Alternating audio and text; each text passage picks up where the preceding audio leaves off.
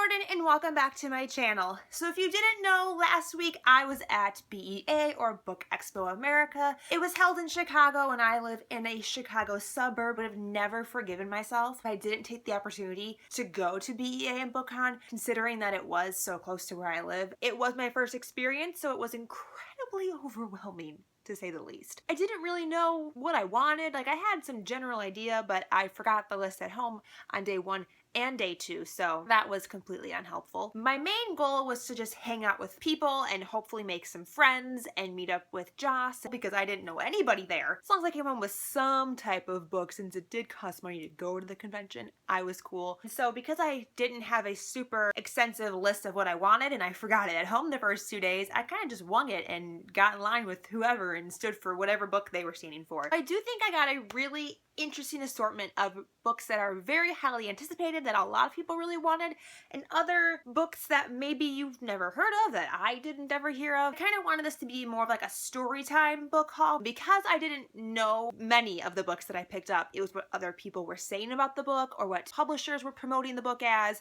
or the cover perhaps. So I'm going to kind of tell you why I picked up the book, or the story behind the book. Let's go ahead and get started. I'm also going to be posting on the screen here somewhere the date in which these books were published. On Wednesday, I was planning to meet up with Joss. For the first hour, I couldn't find her. I was just wandering around the convention like a lost puppy, like help save me status. And so this was the very first book I picked up, The Life Tree by Frances Harding. So this follows a young girl whose father is murdered. He is in possession of this tree. Every time you tell this tree a heinous lie, it comes back with a truth. It's giving her snippets of what she believes to be the actual clues to her father's murder. I was hearing people talk about it in line. Authors' works are usually kind of creepy and dark and spooky. Any indication of that is true. It is the fact that the other book that she's written cover looks like this. I wouldn't have picked it up if it was that cover, because that one kind of freaks me out. And this is a finished copy, so you can go ahead and buy this and read it if you'd like right now. So as I continued to wander and search for Joss, I walked past the Scholastic booth, picked up a couple of books from them. The first one I grabbed was The Scrooge by Jennifer A. Nielsen, and she's the author of The False Prince, which Riley from Riley Marie has read and raved about. And I was hearing a lot of people talk very highly about Jennifer A. Nielsen while I was standing there. Fantasyland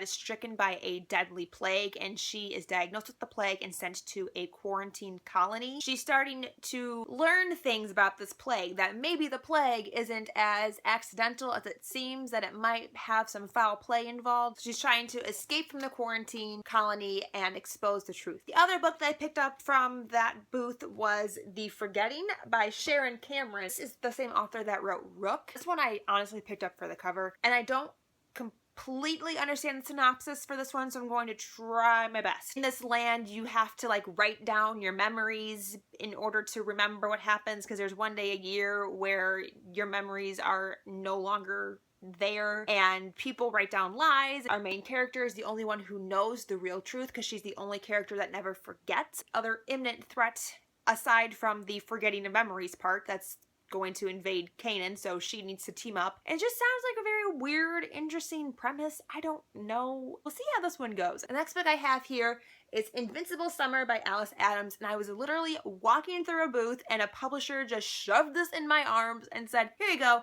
You look like you like this book. It's a good summer beach read." So then I ended up with this book. This one follows 4 friends who became friends in college, and after graduating college, their lives didn't really go according to plan. And things aren't panning out the way they wanted them to. You know, life happens, and things get derailed a little bit. Over the course of 20 years, they come together to help find courage in each other to carry on in the face of disappointment. As someone who's been on the scenic path of life for the last couple of years and hasn't had things go according to plan, I feel like I'm going to relate in many ways to this. At this point, I had finally found Joss, and I was like, oh, person, yay! She was standing in line for this book, and so I was like, why not get it too? Britt Marie is here by Fredrik Backman. He's Swedish, so I'm probably not saying this with the correct accent. She was kind of explaining it to me as it being like a fluffier read. Our main character, who is very much like a busybody, she ends up leaving her cheating husband to go work as a caretaker in a soon-to-be demolished recreation center. In that center, she encounters layabouts, drunkards, homeless people. Another one of those stories about a group of misfits trying to find a place where they belong. And I did meet him, and he was an adorable human. I also love the color scheme of this book in general. Like, this is so pretty. I really like this color scheme. amazing. And the next book was the only book that I really, really wanted on day one is See Me by Nicholas Sparks. This is a finished copy. This has been out for a while now. He was signing. My teenage self would never forgive me if I did not stand in line and wait for him. So I waited for an hour to meet Nicholas Sparks. I'm not sure what this one's about, but being that I've read all but 4 of his novels, I can guarantee it's about 2 people that are from unlikely backgrounds that come together in one epic weekend and they fall madly in love, and then there's some tragic, horrific accident that prevents them from being together, and somebody probably dies, because people always die in his books. That's probably the basic idea of this book. And then after that, I met up with Joss again, and she was looking for her roommate, and they text us like, "Ooh, we got a copy of Gemina!" And Joss and I were like, excuse me? So we beeline to whatever room they were in, and they were like, "Oh, sorry, but the Gemini are gone." This Gemini was gone, and the other book I had never heard of, I picked this one. Sun is Also a Star by Nicola Yoon. This cover attracted my eyeballs. This one follows Natasha and Daniel, and Natasha is being deported back to Jamaica when she meets Daniel, kind of feeling like he probably will end up being Korean, because Natasha is Jamaican, Nicola Yoon's Jamaican, and her husband is Korean. So if this is like inspired by their personal relationship, that's adorable, and it makes me want to read it even more. Next to that table, Jennifer Niven was just hanging out there signing. Joss and I jumped in line and got one of those too. Holding Up the Universe by Jennifer Niven.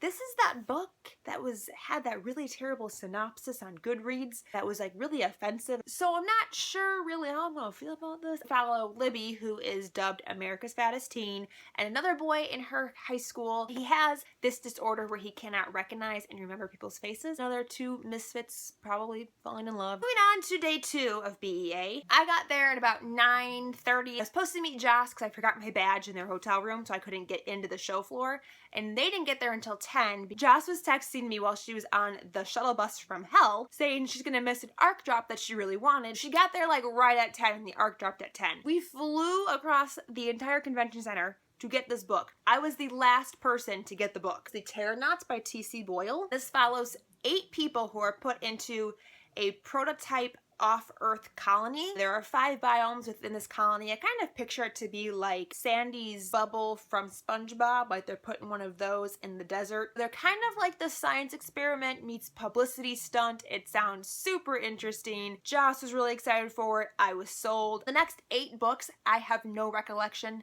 of how I came to have them. First one is The 12 Days of Dash and Lily by David Levithan and Rachel Cohn.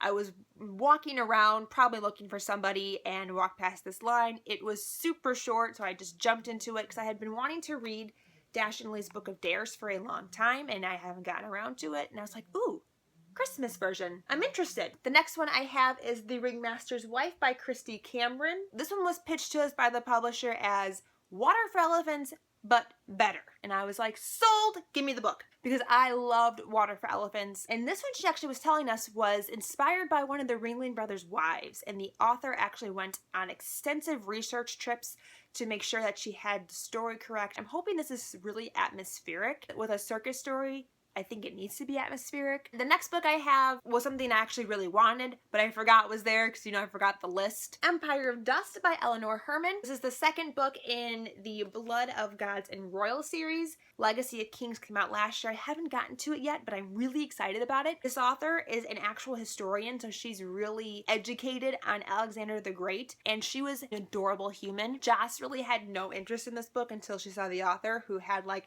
a full-blown crown on her head, and she had all this jewelry on, and she just looked so cool. And so we were sold and definitely needed the book after that. And this is another book that I was just like walking past, looking for people because I had once again gotten lost. It happened a lot while we were there. The publisher lady that was standing there advertising it sold me, so she did a great job. Dark Town by Thomas Mullen. It's a murder mystery thriller that takes place in the 1940s in Atlanta when the police departments are trying to integrate African American and white sectors of the city. I'm very excited to read this. I had walked past the Disney booth and this was just sitting there. It's called Elite by Mercedes Lackey. It looks like a middle grade adventure story. From what I read on the back, it sounds like something I'm interested in, but I realized this was the sequel in the series. The first one is Hunter. So then I stopped reading the back because I didn't want to be spoiled for it. If I ever get to the first book and want to read the second one, I now have it. Then there were 2 instances on day 2 where we were terrible humans and just wanted the book and didn't really want to meet the author. So we stood in line,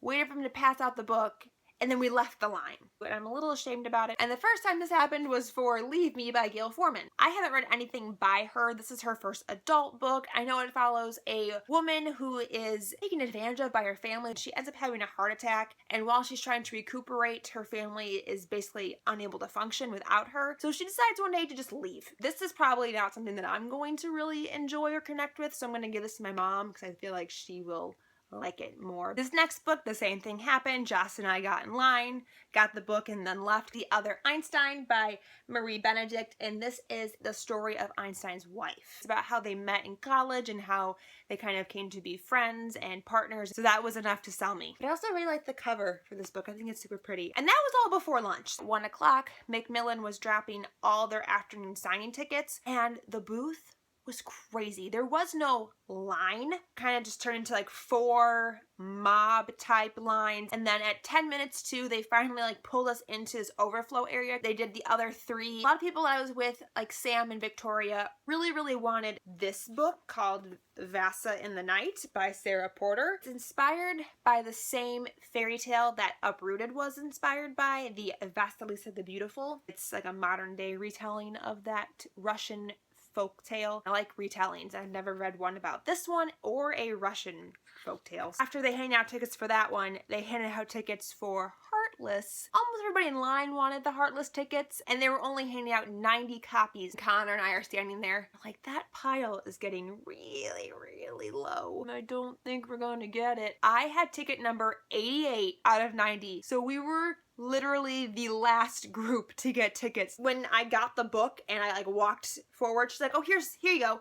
Oh, it gets a box? Little home to come with it. In this one, we're following the Queen of Hearts before she was the Queen of Hearts. She wants to just be a baker and just live a very simple life, but the king of her realm is starting to show interest in her, and all of her family and friends are like, he's the king, you can't ignore him. In the ball where she's supposed to meet the king, she ends up meeting the court jester and falls for him. I'm not sure if this is a standalone or a series, or if it's like sci-fi, or if it's just fantasy. The Queen of Hearts doesn't really have a happy ending. She starts to decapitate people at some point. So after we had gotten tickets for Heartless, we're like, let's go see if Furthermore still have copies available. We waltzed over there and there was no line. So we also got a copy of Furthermore by Tahada Mafi. This one I'm also getting Alice in Wonderland vibes from. It's about this young girl named Alice whose father goes missing, and she has to navigate this very dangerous world of Furthermore. And it is a middle grade novel, so I'm hoping that the writing style is not too much like Shatter Me, because I really didn't like the writing style. I'm kind of like still on the fence about it. Concept is super interesting and right up my alley. I'm just hoping that the writing is different.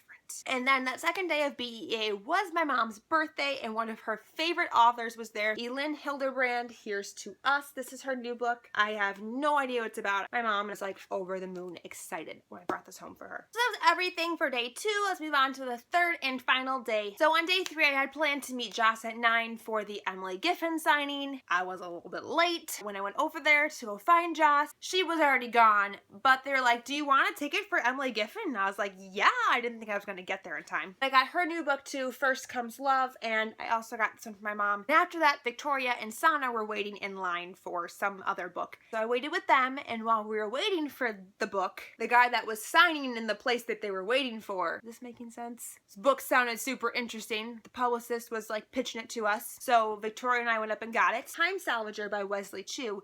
This is also already out. This is a finished copy. And he was an adorable human. He had this really cute, like, hot pink bear lapel pin. This is a science fiction time travel story in which Earth is no longer inhabitable because we've basically destroyed it. And our main character's a Cron man, so it's his job to travel back in time to Earth to gather important and valuable resources. But he has a big rule as part of being a Cron man, and it's to not interfere with the flow of time, because, you know, if you disrupt it in any way, you're risking your chance of ever being born. But he meets this woman named Elise, who is fated to die in an oceanic rig, and he actually saves her life, so that is probably going to cause a ripple effect in the timeline and probably cause a whole lot of problems. Sold. Give me the book, sign me up. And the book we were actually waiting for was Ghost Talkers by Mary Robinette Kowal.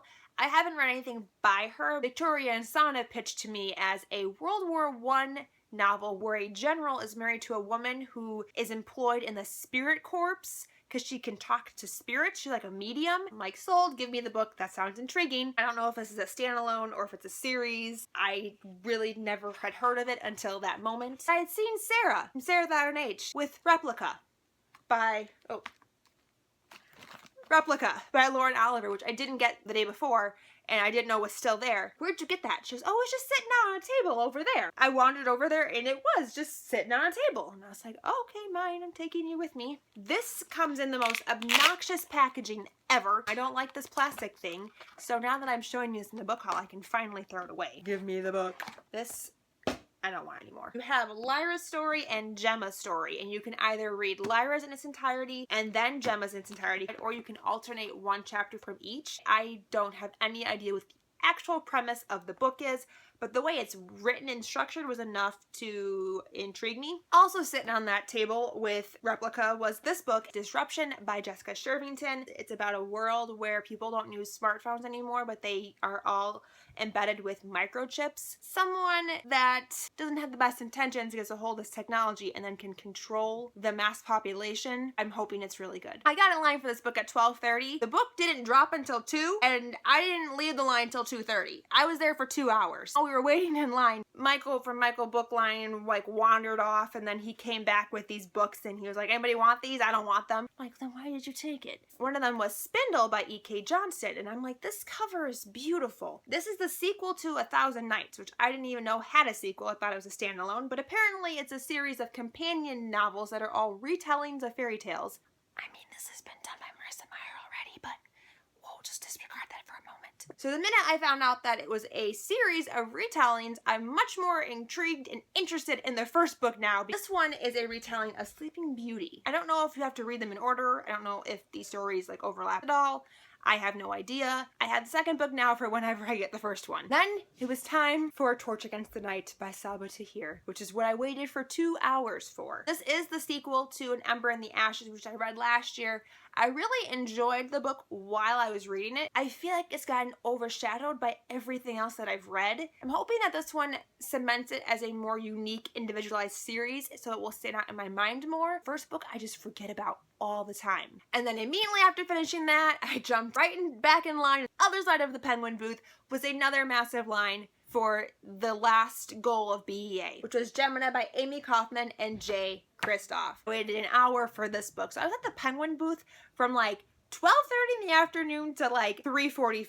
I was there for a very long time. And we were actually really considering we were going to get this book because they only had 200 copies. The line for whatever they were signing before this was kind of converging with the beginning of the line for Gemina, so it looked like an extra long line. We were like, there's no way we're going to get this. But then at some point, they started going by and they were like clicking people in. She like clicked right past us and we were like, I mean, we're in. Did we get a book? We're under 200. Obviously we were. Joss and I ran into Jay Kristoff and Amy Kaufman on Saturday at BookCon and we were telling them about how we waited in that crazy long line. And he was like, oh, well, do you have your copies? And we were like, no. Offered to sign our books and we didn't have them. We got to meet them and we got their book, but it would have been nice if they could have signed it for us. And they were willing to sign it when they weren't even having a signing at that point. That is so kind. The last book I have here isn't for me, it's for Trina from Between Chapters, and that is The Female of the Species by Mindy McGinnis. She had like offhandedly tweeted, oh, if anyone's at BEA and wants to grab Mindy's new book for me, please. Caitlin from Book Chats and I were like, well, of course we're gonna get it for you. You freaking love her. Why wouldn't we? Trina was so excited when I told her I had this for her that she said that she like flailed her keyboard off the table. Was very happy to have been able to get that for her, and now I can send it to her. So those are all the books that I got at BEA. I think there are 30 of them. I went a little overboard and crazy. If I go to BEA next year in New York, I'm definitely gonna have to be much more selective compared to what I was this year. I know this has been a super long video. I hope you enjoyed it. I can't wait to tell you my thoughts on these, and maybe I piqued your interest into some new books that you haven't heard of. So thank you guys so much for watching. I really do appreciate it. Bye!